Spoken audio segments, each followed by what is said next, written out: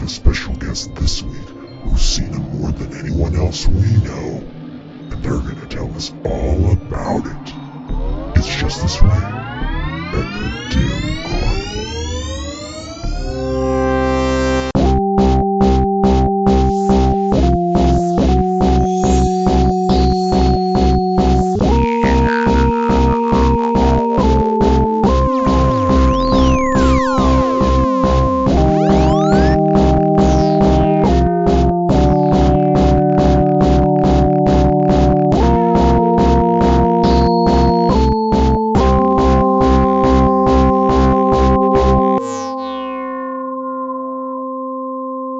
What's up, everybody? Welcome back to the Dim Carnival. I'm Bill. I'm Steve. I'm Ryan. And I'm VRon. Whoa, and we got an extra person in the booth. What's happening? What's Why are we in going a booth? We're supposed to be isolating everyone. Please back up. Please separate. All right. That's about 6 feet. VRon, why don't you say hello to the people, introduce yourself, tell us a little bit about yourself, and we're really happy to have you here. I just want to say. I really appreciate you guys inviting me to do an episode with you guys. I'm a huge fan. I am longtime juggalo. I started listening to ICP back in 1997 and grew up in Pittsburgh. And I've been in the military ever since 2004. And it's been a crazy 16 years to say the least. And during my career, I've been able to do all kind of really cool stuff with the Juggalo family and just experiencing all kind of crazy stuff thanks to ICP. So this is really cool to do this with you guys. I remember, I'm trying to think what episode it was. Somebody had mentioned wanting to reach out to a female, trying to gauge what that was like, especially going back to like the earlier days. And I was like, well, you know what? That would be me. Let's do this.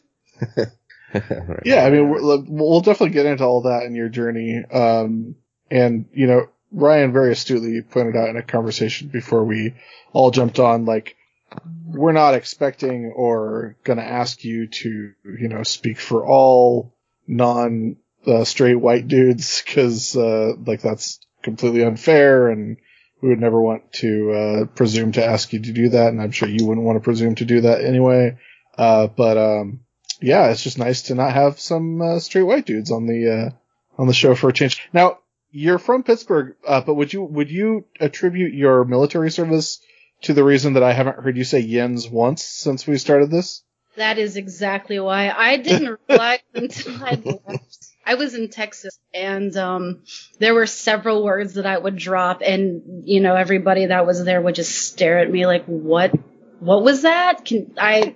Yins, gum bands. I didn't know that was, yeah, it's actually rubber bands in the rest of the world, apparently.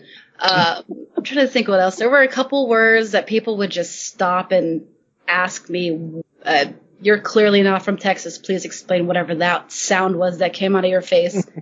But then a year and a half into it, I can't remember. I was talking to somebody and I used the word fixin', and that's new. It was over. Now I'm like a weird mixture of everywhere I've been. Nice. Guys, go ahead and let's jump into this conversation. Well, I was gonna say, is Pennsylvania the state where they have the really ugly pizza that's like a bucket of red? I've seen that twice since I've been. I actually live in Philadelphia right now. I've seen that twice since I've been here, so I think so. It's been so long since I've lived here, but yeah, I know Chicago does the deep dish, and that kind of looks pretty ugly. I'm gonna get so much hate for that. It looks ugly, but it tastes great. It tastes fantastic. I think it is Pennsylvania or Philadelphia where like the sauce goes on top of everything, and it's completely fucked up. It's called something different. I accidentally ordered it one time, and it showed up, and I was really upset because I thought I had ordered a cheeseless pizza. Like, what's the point in that? And then I was like, you know what, forget it. We have it. Let's eat it. And then I was very pleasantly surprised that there was cheese underneath. It's bizarre. It works. But yeah, Philadelphia definitely has that. That's great. It's a nightmare, is what it is. But VRon, we met at the Juggalo weekend, right? You were out in California. for that show. And that's where we met. That's where we met the first time. Yeah, that's the first time. So I'm friends with Rob, and he's the one who introduced me to the podcast. And I mentioned you got me into this. I'm obsessed with it. And then when I flew back into Los Angeles, which is funny because I was out there for quite some time, and I would mention to ICP, hey, you guys are always looking for an outdoor venue in February. Have you ever considered doing Juggalo Day in Southern California? And for the amount of time that I was there, which was a decent chunk, they never did it once. I leave Los Angeles and then it just pops up, and I was like, of course, I have to come back for this. But we did meet. Rob introduced us, I think, right after we did VIP. Yeah, and that's what I thought was so great, because Bill and I. So let's see. I started listening to ICP in 94, 95, early like you, and I've seen ICP a few times in the early 2000s, but never did VIP, never been anywhere close to ICP, except for when I got to get on stage my very first show. And so Bill and I were super excited to do VIP, and we did a whole episode about this, which if anybody hadn't listened to it, you can go back and check out that episode about that specific show and doing the VIP. But apparently we were doing it all wrong, because we were standing in line for 6 of the 7 hours that we were there. It sucked. And Rob was being a great sport. He kept coming and checking in with us, and we love seeing Rob. What's up, Rob? And he's a treat to hang out with. So he was keeping us entertained that whole time. But you were, if I recall correctly, you were in the beer corral, kind of chilling and relaxing and having a good time enjoying the show, whereas we were just standing in line the whole time. So it seemed like you had your act together. Oh yeah, no, I've been doing VIP since 2012, and it's become an obsession to a degree. I am addicted to the Fago Armageddon, and I've done it so often now that everyone recognizes me. So they remember where I'm currently living. They'll ask about my career path. I've had Shaggy ask me tips on how to go visit his kids who are in the military.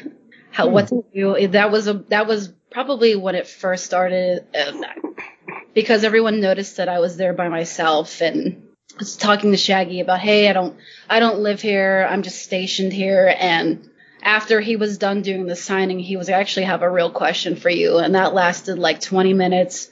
They their handlers got pretty upset because I was totally ruining the flow. And when something would come up, he'd kind of give the give us a couple minutes thing. And I turned around at one point and it's just me in there. And I was, I hadn't really talked to Jay yet. Do you guys mind if I do that? And they're Jay and Jagger were like, absolutely not. Come on over here. And I could tell everyone was like, oh my God, this girl, what is this? What is this? But I also, over the years, have noticed that if you go to a lot of ICP show, any kind of psychopathic shows, honestly, nothing starts on time. Right. That's an ongoing joke with pretty much anyone who's been around long enough to have witnessed this themselves. So I just kind of keep where the line is, in plain view, and just have myself a few drinks and just chill out. If I would have known you guys were standing in line, I would have told Rob, you know better. You know. You've seen me do this so many times. He gives me such a hard time about it, too. Because I actually told him the day before, I was like, I'm not doing VIP. I'm trying to be fiscally responsible. After the first night, I had, smashed, a dozen whoop dubs. And I crossed the street before he did, and I was standing on the corner on my phone. I was like, I did it! I bought VIP again. He's like, of course you did. So now next time you guys do that, hang out near where the line is, but definitely get yourselves a drink and kind of chill out, because the longest I think we've ever waited in a line was Jekyll Brothers tour in Florida, the Jekyll Brothers Juggalo Day show. And I still at that point knew better. So we stood towards the back of the line, which actually could see the stage. Everyone who was in the front of the line missed every opener. And I was like, that's kind of stupid. So lessons learned. Lessons learned. The not starting on time stuff that's not exclusive to ICP. That's pretty common for like all rap stuff, honestly. Oh, in yeah. my experience. Absolutely. I mean, I go to a lot of concerts in general. It's kind of a thing for pretty much anybody. No, you're absolutely correct. I don't know why it just became such an ongoing joke amongst juggalos of like, of course it's not on time. Why would this start on time? Hilariously enough, I think punk bands are the most like timely about, you know, getting on and playing the allotted time, because most people in punk bands just like want to get the fuck out of there. Speaking for personal experience. I could say for venues in San Francisco and Oakland, the promoters push you to get on stage and hurry up and get ready and play, because the cops are pretty strict about noise ordinances. So if you don't get your set done and the last band's not finishing up between 12 and 12:30 at a lot of those venues, the headliner doesn't get to play a full set, and that's not what the crowd wants. So I've also noticed that. I prefer a nice crisp timeline for all of my shows, so I wouldn't be mad about that. Yeah, me neither. And I think more than 3 bands on a bill is ridiculous. Yeah. That's 3 bands. Show starts at 3:00. That's what every. I'm in bed by 7:30. Every show has to be. God bless Cafe du Nord in San Francisco for having afternoon Sunday shows. Oh man, best day of my entire life. Absolutely, that was incredible. Well, I was anxious as all hell standing in that line, and I didn't know what to expect or how long we were going to be waiting, and I was just like couldn't stand still, couldn't focus, because I was just so excited to meet them. And I gotta say, it's great to hear, your experience of talking with them, and how they've connected with you and remember you and stuff. But I gotta say that actually doesn't really surprise me, because they were so personable, and I just kept telling Bill when we were in line, I can't believe that they're just being so nice to everybody. They're like actually talking and asking questions and taking an interest, in every person that came up. And that was just I really got that strong impression, just from that one experience. Yeah, I've never experienced a negative VIP experience with pretty much anybody. I've seen people say weird things to them before, and they're really good about diffusing it, or just kind of like, "Come on, man! Like, you didn't pay $100 to come say this to us. Like, what's up?" So yeah, the first one I did was the American Psychos tour, 2012, and it was ICP, Twisted and Blaze. And I mean, at that point, I would have been listening to them for about 15 years, and just to walk in and see all the, I'm talking to you guys, to walk in and see all 5 of them just standing there and accessible, which is unheard of. Mm-hmm. You know, prior to that was just mind blowing, and I froze up. I was there by myself again. I froze up, and somebody grabbed me and basically it was like, "Come with me. You look very scared." And like, I never thought I'd have this opportunity. And everyone was incredibly nice and just continued to be. They make it so easy to not just be a juggler, just be a fan. Like, they make it so easy. You hear all of these bad experiences from other people with the artists that they look up to. Rob actually has a really funny story with his brother, who's a huge Weezer fan. I guess he had stood in line. He's going to hate that I told this story. But apparently his brother has stood in line for like an ungodly amount of time. It was a record store signing, and he gets up to him. It's his favorite band of all time. And basically he says, "I love your music." What any huge fan would say to their favorite artist, like, "I love you guys. I love your music. You've done so much for me." And they're just like, "Cool, bro." And he didn't even get signatures from everybody because it was that awkward. So yeah, no. And over the years, it's really funny because they'll ask me about albums and did you like this? Did you listen to this yet? Did you see this yet? Do you like this? And I've had them actually leak information to me before they release it out on their crazy promo videos.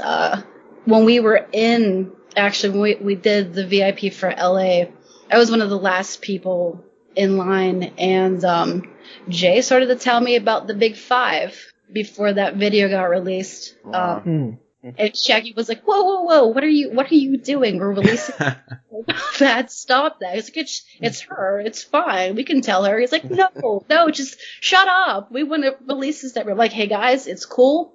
I can be patient like the rest of everybody else. I really appreciate that though. Thank you. So no, it's been, it's crazy what it's become, and I'll probably never stop doing it, but I know with what's going on right now, I don't know that they're going to start doing it for a while, so I'm glad. What a bummer. Yeah, I can't imagine after all of this doing the meet and greets, because I mean, they shake everybody's hands, their arms around people, throwing up the wicked clowns, very personal, but I can't imagine doing that now, so I think we caught the best time to get them right before everything happened. Yeah, definitely. I mean, I think 2021 end of the year, once there's a vaccine or something, it'll be back. Maybe not to the very personal level it was, but I don't think it's gone forever. No, they'll maybe throw them in something like the Pope Mobile and drive them out. Amazing.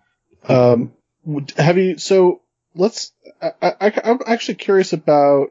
Well, I'm curious about everything, but I'm curious about how you got into ICP, and I'm also part of that curious how much of the other acts have you gotten into? What's your current relationship with M&E, and what's your VIP experience with Twisted and Blaze? How were they in relation to J&J? So I got into ICP. We didn't have cable. I had single mom growing up, and we didn't have cable. Didn't know any new music. I was listening to things like VRon and Limp Bizkit. I was very much a metal kid with the Jenkos and the Bali chain wallet. Oh, but I moved in with my mother. I switched schools, so I had no friends. I was this weirdo kid, and these girls in my grade, I guess they felt bad for me, so they let me sit at their cafeteria table, and I'm just sitting there. I was probably listening to music, just not talking, and one of the girls slides the Great Malenko towards me and says, "You would probably like this." And I took it home, and I had never heard anything like that before. I was obsessed from just off the rip. I'm sitting there looking at the CD with this crazy magician with Arabic writing on the inside, these two dreadlock dudes with face paint, and they're rapping about everything from a boogeyman to it's all over the place. It's all over the place. But the element that was different compared to everything else that I was listening to was that it was very relatable. Just growing up with single parent, poor, on welfare, food stamps, all that. And, the anger that a Korn or a Limp Bizkit album, Cool Chamber, I was into all that. That of anger, it was therapeutic for me, but it wasn't relatable. The lyrics were not relatable. Listening to something like How Many Times or Hallelujah, because I went to a Catholic school for 9 years, which shouldn't shock anybody. It was very relatable, and it had everything from social issues to straight comedy. Even though I didn't know what a Nedden was, that was one of the most ridiculous songs I had ever heard in my life at that time. And I had a very personal situation with Pass Me By. It definitely helped me curb thoughts of suicide. So that album resonated with me on so many different levels. It got to a point where I held on to that thing for such a long time that she finally approached me and was like, "Hey, I need that album back." Oh, okay. I was hoping she forgot about it, because we couldn't even afford CDs back then. So I did what any kid in the 90s did, and I took 2 cassettes and I recorded that thing twice just to make sure that if one cassette broke, I had a backup. And that was it. We found sealed CDs, and I had a Great Malenko shirt. My brother had a Ringmaster shirt from the local flea market. and that was it. I was able to watch with a huge wrestling fan, so anytime they would be on WWE, well, WWF back then, my mom would yell, and your guys are on, your clown guys are on, and I'd come all excited, like, oh, they're back on. And I was actually shocked. Well, I guess I can't say I was shocked. My mom was pretty open-minded, so I think just because of where we were, she was very supportive of anything that I really enjoyed, and I was just like, every other musical act that I was into kind of just got pushed to the side, and it was just all about this great Malenko, and that was it. That's all I wanted to listen to. We would listen to it in her Dodge Neon, and she would just blare like she was into it too. So it was pretty cool. Yeah.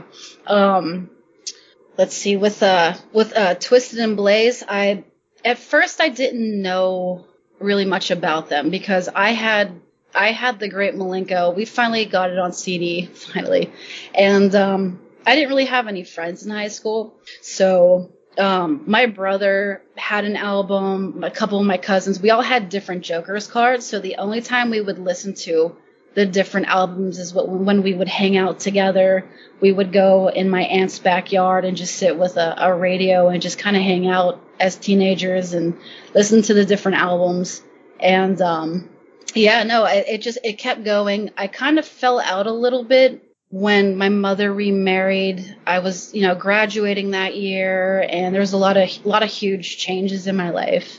And all of a sudden, I don't know, I can't remember how it came back into my life. Definitely the commercials were still happening for like Big Money Hustlers and everything. We were still seeing that. But I remember I was like, oh my God, the Sixth is coming out. Like, this is what we've been waiting for all this time. I got to see how the world ends. So at this point, I'm now working, so I can actually buy the albums myself. And I picked up the Wraith Shangri-La from Best Buy, and I remember listening to it on my Walkman on the way to work. And it was just everything I loved about them until it got to the end. And it was very shocking. Like, I wasn't turned off by, the religious aspect of it. It was just very shocking. And I remember, this is what, 2002? 3? Yeah. 2 or 3. I remember just thinking, like, I can't believe they did this. Like, oh my God, that is ballsy as hell. Okay. Like, good for them for doing this. And then I watched the DVD. I made my mom watch it with me. I think it's the seminar, the Sixth seminar. Mm-hmm. And like, that was it. I was right back where, like, cause I had gotten out of it a little bit, but I was sucked right back in. The first time I saw them on tour was the Raining Diamonds tour with Isham and ABK. Like, what a first show to go to.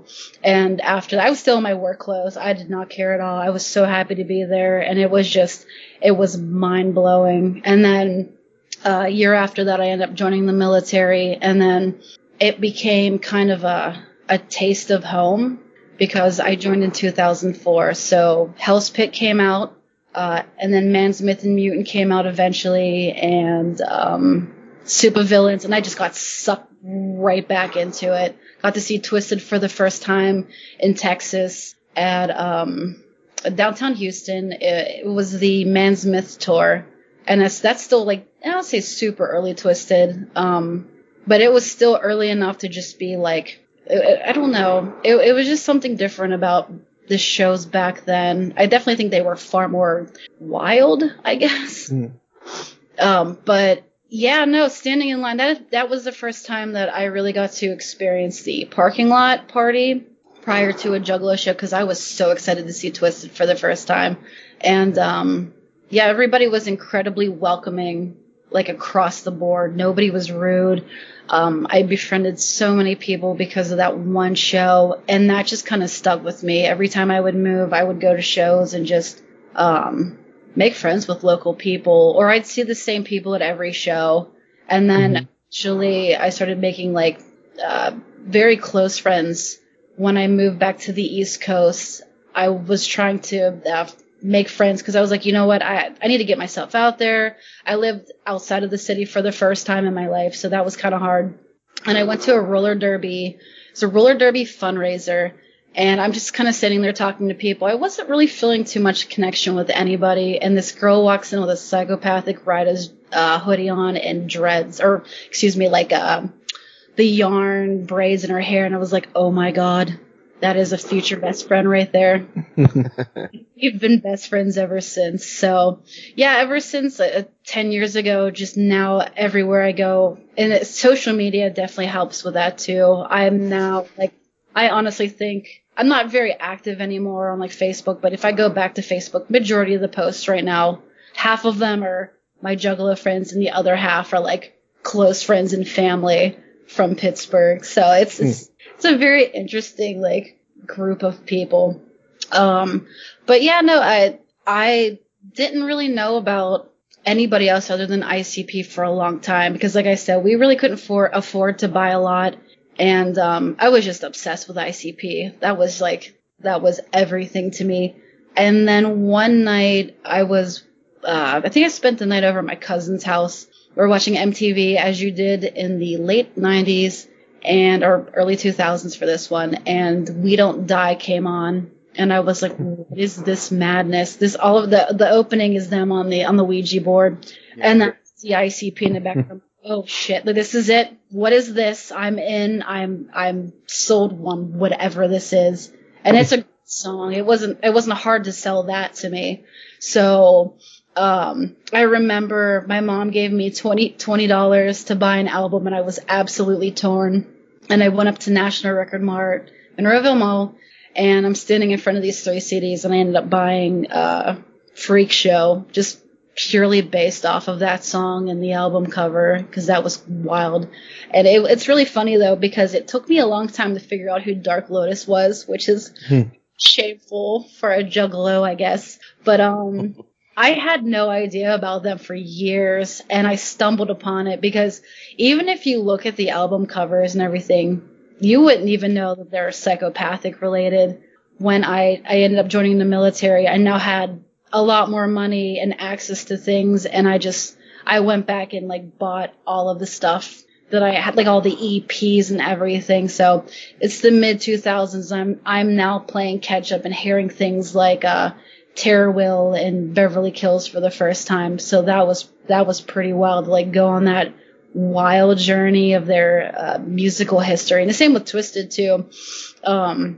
And Blaze ABK, and I had seen the ABK at that Raining Diamonds tour, so I was already a fan of his. But yeah, no, it just became home over time. It was like if I was feeling homesick or if I moved somewhere, I wouldn't think about it. I would just put on one of those albums and just kind of let it play, and I would just kind of chill out a little bit.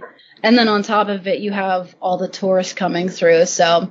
I got to see a lot of cool tours. Like I got to see the Opaque Brotherhood tour in Washington. That was insane. It was this little small venue. It was tiny. You could jump up and basically punch the ceiling. And I remember standing at the merch booth because I didn't know anybody. And when the lights turned off, I don't know what my facial expression was, but the guy working the merch table was like, yeah, you're ready. Just turn around and just lose yourself. I'll be here when it's over. So yeah, no, it turned into now I have to go to all the shows, which eventually turned into I'm making more money now. I can travel more. So at that point, I still hadn't done the Gathering or any of the big major things, just because of starting off in the military. You don't really make a ton of money. And I was always, honestly, I still am to this day, like just growing up poor, just there's always this internal fear of feeling that way again. So I was never super reckless with my money. And then in 2012, I was sitting with a coworker at a bar watching hockey. And they were going to release the theme for Juggalo Day that year. And I looked at him and I was like, okay, so they did this thing called Riddlebox last year. And I'm just explaining to him this, like, what it is. He did not give a shit, but I'm still telling him anyway. And I was like, I'm telling you this right now. If this updates and it says something called The Great Malenko, I'm booking a flight in a hotel right now. And if it hit, Juggalo Day was Great Malenko in Columbus, Ohio, and I was like, yeah, we're doing it. Bought a plane ticket that night, went into work and said, hey, so I kind of did this last night. Do you care if I take time off? And I was very fortunate to work for a lot of cool people there. And she was like, yeah, absolutely. You love this apparently, so go do your thing. And that was the first experience I had with traveling to shows. And that is a whole other experience compared to local shows, because there's a hub of people that you will see regardless of where it is in the country. You will see the same group of people at every show. And now I'm one of them. So it was, I'm one of them. I'm officially in. Yeah, no, it was the Great Malenko. It was my favorite album of all time. I didn't think they'd ever do, because they're really good at saying, we're doing this one time and one time only. I didn't think they'd ever do the full album, and I just couldn't stand to miss it. So I drove in the middle of a blizzard in the Northeast to make it to the airport. They lost my luggage. I got to the hotel, or the motel, excuse me, and it was all juggalos. And I even though I didn't have my bags were missing and all that, I was just so happy to be there. And the show was amazing. It was such a great show. So ever since then, we've been to 2 gatherings. I finally made out to the gathering. First year was for the Wizard of the Hood. I couldn't miss that. Unknowing that would be Twisted and basically everybody's last show. That's one, right? Yeah. Mm-hmm. And I completely heartbroken, because I set my alarm clock that one night, and I slept through it and missed the last performance of Dark Lotus. Crushed.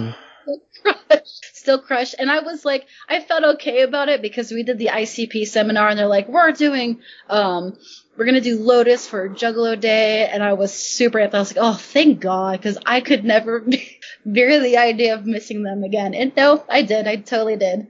But I've done that. I've done 5 Juggalo Days. I've done the Great Malenko, Ringmaster, which was in Detroit. That was the first time I had ever gone to Detroit for a show, and that was a crazy experience in itself.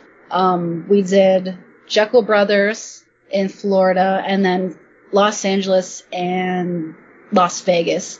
So Juggalo Days are really cool. I like that it's now a 2-day event, so it's definitely worth making it out. Like, for the people who don't like to camp and are just, because I know there's people out there who are like, I don't want to go to the gathering because I'm not sleeping outside. If you've ever wanted to go to a major ICP event, I definitely recommend Juggalo Day, because they're usually in a major area. You can get a hotel, and anywhere it's hosted, Juggalos just take over the whole area. It's so much fun to be a part of that. But yeah, no, Twisted, Blaze, ABK, all those guys, I still follow all of them just as heavy as I do ICP. Once I was in, I was like neck deep in everything, and just, Ridas, and now we got Rustless coming out, and another Lotus album, and Blaze is coming out with something. So I want to say between 2000 and 2010, looking at the psychopathic release list is insane. Like, it's one of those things where there's something for everybody in there. So yeah, I've had nothing but good experiences with Twisted. I just did VIP back in October. I took my mom to see them in Pittsburgh, because I took her to the gathering last year. Wow. Yeah, my 59-year-old mother went to the gathering, and I let her watch everything, because I always try to get her to go to stuff. She's like big, like 9 Inch Nails fan, White Zombie, like listening to her music growing up. I was definitely on the right path, like old school Offspring albums, David Bowie. So very open-minded. Marilyn Manson, she took me to see Manson on the Mechanical Animals tour, which was pretty cool. But I've always been trying to get her to go to one of these shows so she could see what it's like, because all of my family, if they see that I'm traveling, I don't really post much of this anymore, but for a while I would tag myself into like an airport, like, oh, we're traveling to Florida right now, and all of my family is like, "Oh, are you going to see your clown guys?" Like, yes. Yes, I am. Yes, I am. And I was constantly trying to get my mom to go, and finally I asked her. I didn't think she'd say yes, and she did, and she had a great time. I made her watch every documentary and everything possible, just so she wouldn't be. I mean, she's got a very open mind. She curses like a sailor. She smokes. She drinks. So I wasn't too worried for her. There were certain interactions I wasn't so sure how she reacted to. Like, I had to explain everything from like people yelling "show me your butthole" and all that to her, but she held her own and had a great time. But when I had her watching the video, she was like, "I really like those guys with the crosses on their faces and the guys with the paint who aren't ICP. They're really cool too." And I was like, "Well, I have bad news to share with you. Those guys with the crosses on their faces don't exist anymore. And you're not going to see Twisted, so I'll definitely take you to a show to see them." We did VIP, and I was like, "Yeah, hey guys, like, what are you doing here? Like, what? Aren't you supposed to be in California?" I'm like, no, I moved over here. This is my mother, and she basically ran the whole VIP. So I was like, "Well, I guess I'm just here. Hey guys." So yeah, no, it's been great experiences across pretty much everybody. Knock on wood, I haven't had anything negative, no negative responses. Like, I've driven out to random shows, and I've had times where someone will see me in the crowd and do a double take of like, "What are you doing here?" Like, I drove out to Utah on a whim while I was in California, and I'll never forget, Jay came over to the side of the stage, and there was me, and he kind of did that weird double take of like, "Oh my God, you're here. Okay. It's really you, huh? Oh my God, you're crazy." So I thought for a while I was a little worried that it was a little too much, but talking to them every time like reassures me that like, no, I'm just kind of making up for time that I didn't have back in the 90s and 2000s growing up. Like, I couldn't go see shows, and we couldn't afford, to buy all the albums and everything. So I really think that this is just me like full throttle making up for all those years of not having access to anything. And it's really bad now because I'm single with no kids. So it's terrible. It's really bad. I counted when I moved here last year, and I could wear a piece of juggalo merchandise for like 5 months in a row without repeating anything. Wow. And that was a year ago, and since that year I've been to the Gathering, went to Ballas for the first time in New York, did Ballas on a Boat, Juggalo Day, and then 3 shows. So I definitely know that I've added more to that list, which I'm okay with it. Totally okay with it. Going to Detroit to see them is quite an idea, and that's something that I'll have to look into in the future when the world comes back. I mean, it's got to be Hallowicked, right? Of course, it has to be Hallowicked. I've done 2, and if they're going to continue having it at the For Real haunted, it's this run-down warehouse out in like outside the city. It's seedy as hell looking. You just look around, and my friend Squally put it best. He was like, we're gonna probably die here. And I'm like, it's okay. But it's such a cool venue. It's so large that like you walk in, they have a gaming room set up, they have a wrestling rink, they have basketball set up on the opposite side of the main stage. There's a room with concessions and a horror movie marathon going on. So you can basically just like walk around and check out everything from like tarot card readings. And then you're having your tarot cards read while Vanilla Ice is performing. That was an absurd experience. But yeah, I definitely recommend Hallowicked for sure. I wonder at some point someone's had to have made a Joker's deck of tarot cards. Oh, somebody had actually, yeah. I'd love to see that. I'll have to send it to you. There's this girl Rachel. She does them. I have them actually. I'll have to send you guys a link. But oddly enough, I met her at the Columbus Day Juggalo for Great Malenko. when I was waiting for my suitcase to arrive from the airport, these 3 people were banging on my door, and I thought it was like American Airlines with my luggage. And I open up the door, and it's Scotty D from Fago Lovers, somebody else with a camera, and Rachel, who does the tarot cards. They're like, "Hey, did you won the scavenger hunt?" I was like, "What? Do you have my luggage?" So they got the wrong room number, and it turned out that I had the room number for, I think it was like 217. It was the actual Juggalo day, but Rachel was so like, I don't know, she was into the idea that I had the Juggalo day room number. She came back and we chilled for a bit. She's super cool, super chill, but yeah, there's somebody has actually done the tarot cards. She's done them. Nice. Was it room 217? Because that was the room in The Shining where you weren't supposed to go into. Please. I'm all over the place. I'm sorry. It's okay. I had a quick question. I'm going way back to you talking about being in the military and your current profession. Is there a big like? Do you recognize that there's a lot of juggalos that are in the military, or like have you ran across it at all, or like any experience, any hate from people, or like, oh, I know what that is, I hate that shit?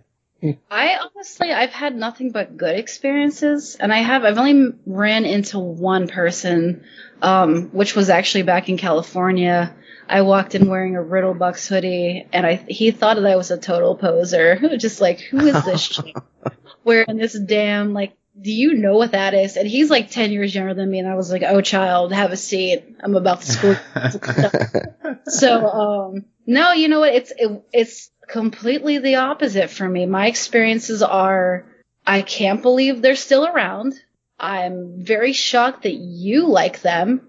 Please tell me more about all of this. I've never met anybody who's into this. And clearly you're into it as hard as you are, because typically they find out when I'm putting in for time off, and I have to explain to them where I'm going.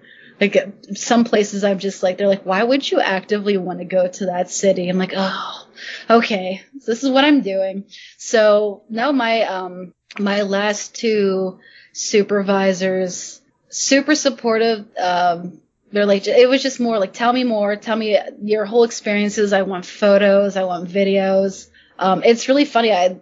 When we would do late nights in California, we would listen to the Juggalo show, and it got to a point where my boss knew everybody by name, and we'd be like, hey, they mentioned this person. Can you put on some music, some of their music? Because, I mean, you look at some of these guys, and I guess a lot of people assume that they're death metal, which makes sense, especially with, like, Blaze's most recent change to his face paint. So compared to everything else that I listened to, everyone just assumed that it was, like, hardcore death metal. So when I'm putting on something like Chicken Huntin' or Pass Me By, or, you know, anything like that, everyone's like, oh, I didn't expect it to sound that good, is what that's kind of exciting. It was like, oh, you like this. And then I get real crazy, and I'm like, here, listen to this album. I don't know that everybody takes to that, but yeah, I've definitely, like, once they kind of show some interest, I will be like, okay, so you have to listen to this album, and this album, get back to me, and let me know how you felt about that. But honestly, for the most part, it's fortunately been nothing but positive stuff. And currently, my current job, I guess there was an office full of, like, people in their, like, early to mid 20s that I don't know why they started talking about juggalos. And then I get here, and I wore a shirt to work, and again, they just thought I was being, like, a total hipster, like, oh, it's this edgelord wearing an ICP shirt. And I was like, oh no, I'm going to the gathering at the end of the month, and now that whole office, it doesn't matter where I see them, we could be completely across the parking lot. All I hear is, like, whoop whoop, and I'm like, oh god, oh no. The secret is out. But no, fortunately, it's been nothing but positive experiences. Yeah, getting to play ICP or KISS for people who have only ever seen them is those are unparalleled experiences. I guess yes, it's all that imagery, And I get all those years of people just not liking them, but not listening to a single. I can imagine disliking something that long and actually never hearing a single song or a song that you didn't know it was by them. So, yeah, it's been actually pretty cool to see how that's changed over the years. I feel like a lot more people now appreciate everybody compared to 10, 20 years ago. So I think that rolls over into like my experiences now with meeting people when I'm wearing all bazillion of my shirts and jerseys. I wonder if do you guys think everybody whether that is like a decline in rockism? Because like I understand that rockism is definitely still a thing, but I haven't seen the movie. But our friends, our Australian friends, have kids, and they were just watching the last Trolls movie, and it's basically like the whole plot is anti-rockism. And so I feel like there's a strong enough backlash to that in like just in general culture, but also that ICP, or whether it's specific to ICP, that people just generally don't seem threatened. I mean, they still carry that mantle of like the world's most hated band, but people are generally non-threatened by them as far as I can tell. Well, I think it's a lot of like the whole world and everything about what people get offended by in music could change so completely. Like right at this very instant as we record this, the most offensive thing that's happened in music is women talking about their vaginas. So like that's like the number one thing that's triggering people right now. So, or triggering the people who absolutely need to be triggered right now. Like I don't know, it's just like when Great Malenko dropped, like the whole thing was like, can you believe that the Disney company signed these people who are rapping about killing the police and rapping about murdering children and murdering people and all this stuff? Like, this is just horrifying, and who could ever have believed? And like the level of pearl clutching back then, like that was only a few years after Ice-T's Cop Killer. You know, it was a completely different time. Like now, you know, now it's like the rallying cry of the world right now is all cops are bastards. So like it's just so different right now. Like, you know, Disney's the company that put out Pulp Fiction. Like, people didn't realize that then, and the world has just shifted so drastically that like what used to be shocking, the line has moved very far, but also now the priorities are different. Like, there used to be status quo everywhere. So someone like ICP coming out and shifting the status quo is so, like, now ICP, I think part of the reason is like, now ICP is like very tame and acceptable and cuddly. Like, anyone who could look at them is like, oh, okay, like these are guys who are clowns and they're just rapping and having fun, and maybe their subject matter is a little dark, but like the mainstream most popular shit in hip hop right now is like 18-year-old Instagram and SoundCloud rappers with their faces tattooed who are dying at age 22 of massive drug overdoses and going to jail for 1 million years for like extortion and sex crimes. So like, that's the most popular thing in hip hop, and old people don't understand that at all. So they can stand to not be offended by or horrified or shocked by ICP. Yeah, it seems like in a lot, especially like in 2018 when they started getting a little more clout from the hip hop community of being considered an old school rap group in the World Star Press, or what? Not World Star Press. Yeah, whatever that. World Star Hip Hop. Yeah, World Star Hip Hop. Were you know, helping to make some videos. Got them out there, and then with Black Lives Matter movement happening, and a lot of folks all of a sudden seeing them in memes and finding that they had Fuck Your Rebel Flag and like buying super old merchandise, or them remaking merchandise from stuff that they were making in 92. I think all those things kind of help add to them not seeming so scary nowadays. And also I keep running across threads where on Twitter where people keep throwing up Violent J in his furry suit and people like talk about how awesome he is for supporting his daughter and something that he doesn't necessarily like probably like himself, but supports it. And so like there seems like been a lot of good like press a little bit, so to speak, in the last couple of years. And Yeah, I think the main thing that flipped public opinion on ICP was Miracles, because it's just so undeniably stupid and fun that, like, I think that for a ton of people, like we were talking, like VRon was talking about, for a lot of people, they had just heard about ICP for years and years and years, and Miracles was probably the first actual music of ICP's that most people who hadn't been fans heard. And it's just so silly and so stupid that, like, there's a reason it became a viral hit and a sensation and a joke. And then they really leaned into being, like, they were never not leaning into being ICP, but they were always not as visible about being ICP. And so, like, after Miracles, and then when they started, like, when people started sharing the Gathering of the Juggalos infomercial, and then, like, ICP became such a meme that even SNL was, like, doing parodies of the Gathering infomercials, like, then they're in the cultural zeitgeist, and they're part of pop culture. And yeah, it's dumb, and either you can laugh at it, or you can laugh with it, or you can laugh at it because you think it's cool and funny. Like, but either way, like, people are laughing at it, and you're supposed to laugh at them because they're clowns. I like it. And they were, I feel like... I'm sorry. No, please go ahead. They were on two seasons of ICP theater, so people got to see them completely hamming it up for a half an hour with random, I think it was like wrestlers and comedians. I think everything you mentioned, Miracles, the SNL skit, they were everywhere for a while, and then they got signed on to do that Fuse show, and that kind of just catapulted them into a completely different.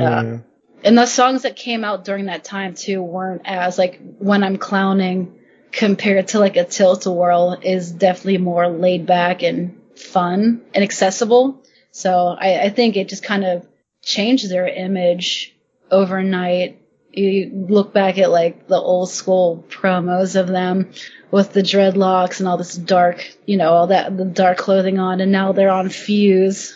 Violent J, being the biggest that man has ever been, this jolly painted up man, making weird jokes with, like, was it Razor Ramon or whoever was on. So no, I think, yeah. And I noticed too, recently Jay did an interview where his daughter called him out for being homophobic on old school songs. And his response to that is actually, it was really cool to read. I've seen a lot of people basically cut that little piece out and share it, not knowing who ICP. They're like, oh, these guys are really cool. Check this out. It just came out like 2 months ago, and that's probably the best answer that somebody who used to be, incredibly homophobic or said, slurs. That's a really cool, it's a very woke response to be like, no, I have no excuses. I was just an idiot following trends, and I shouldn't have been that because that's what we preached against. And that's the quote. So, yeah. I think they just became far more accessible. And we noticed that too. I don't know if you guys saw I know you talked about it in the Juggalo Day episode, the beer tasting situation. The confusion of, like, a lot of these people came for a beer tasting not knowing they were entering Juggalo Day. So they're now watching, like, Ouija Mac tasting, like, California's finest beer. Like, what is happening? But a lot of people stuck around. It was pretty cool to see that happen. Yeah, what a mindfuck, man. Yeah. But you can't deny the energy, man. You can't deny, like, that's why that Fuse show works. It's like they're so charismatic and funny, and they just have such a unique way of talking about shit that it's got mass appeal. Like, I just don't know another way to say it. And you can not like their music, and of course not everybody's gonna like their aesthetic or what they're saying, but there's just something special about these dudes. They're magnetic. That I didn't mean to use magnetic. Speaking about Miracles. No, I like it. I'll allow it. I wanted to ask, what is your favorite ICP song, and why is it Jacob's Word? That's going to be our question for every guest from now on. I can't answer that one. What a curveball. My favorite song is Pass Me by far. That was, I mean, it's the last song on the album. It definitely has a different feel compared to the rest of the album. And like I said, it definitely helped me through some tough times as a kid. But yeah, there's just something about that song that when I'm watching it live, it kind of just transports me back. Like I've heard enough of the same songs over the years where I don't know, this desensitized, like compared to the first time I heard it, or, I heard it for the first time at this show. But no matter how many times I hear Pass Me By live, it always strikes me. And it's usually what's good and bad is it's typically their last song when they're not doing Bang Pal Boom, which I still think is the best way to close the show. Agree. It's still I will be backstage with like a Faygo in hand, and that the opening will come on, and it just kind of sucks the wind out of me still after 23 years. So definitely Pass Me By for sure. That's awesome. That was my first favorite ICP song. Yeah, man, when the piano keys come in and does it not excite you or whatever, like you're just like, oh man, it gets so fucking riled up. Yeah. So good. Which is also funny because like for the people who loved Pass Me By so much, like the revelation, the unveiling shouldn't have been that big a surprise. Yeah, I still don't understand because I wasn't really on like the Juggalo internet. I wasn't really much into that because I was working 3 jobs at that point. But to go back and see like everyone losing their minds, I'm like, were you not paying attention to any of this? Like, I don't.